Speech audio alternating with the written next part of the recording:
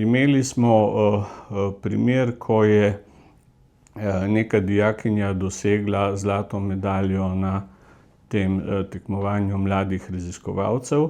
Ocenjevalci na skladu so jo napačno točkovali. Mi smo pač poskušali na to vplivati na način, da sem jaz poklical pristojno uradnico in rekel: poslušajte, naredili ste napako, a ne.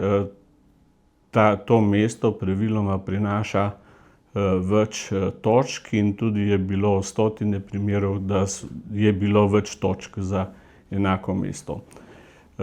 Uradnica tega ni hotela popraviti, potem seveda jaz kot precej vztrajen človek nisem odnehal in končalo se je tako, da je rekla, da me bo prijavila za to, da nekomu poskušam zagotoviti, kako se reče, premoženjsko korist in da kaj se sploh v to vtikam, kdo da sem.